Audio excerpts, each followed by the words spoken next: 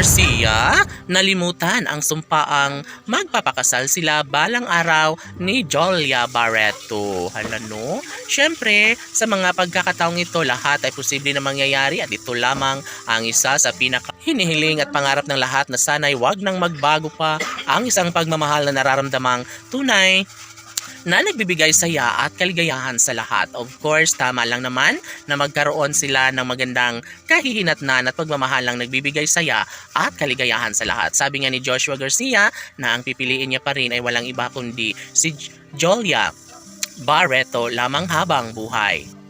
Of course, si Joshua Garcia ay pipiliin na magiging masaya nakapiling ang pinakaminamahal na si Jolia Barreto.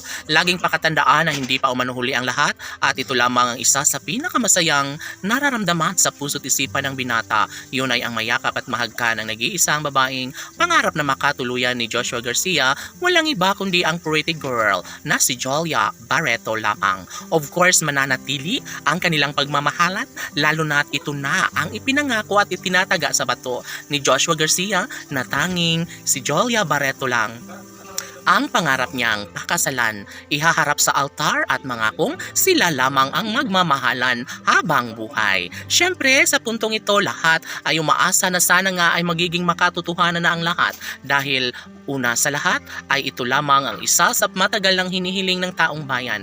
Kung sakali man na magiging pabor ang panahon sa relasyong tunay ni Joshua at Jolia ay tiyak na magiging maligaya na ang lahat. Tiyak na magkaroon na ng malaking posibilidad na mangyayari ang isa sa matagal ng hinihiling ng lahat. Sana'y hindi na magbabago ang habang buhay na ipagpapasalamat ng taong bayan kung ganun man ang magiging ending sa relasyon ng Joshua Love Team. Nais ng mga netizens na masilayan ang pag-iisang dibdib na nararapat lamang na maisakatuparan sa relasyong tunay ni Joshua Garcia at Jolia Barreto. Sila umano ang deserve na lumigaya at magsama hanggang sa pagtanda.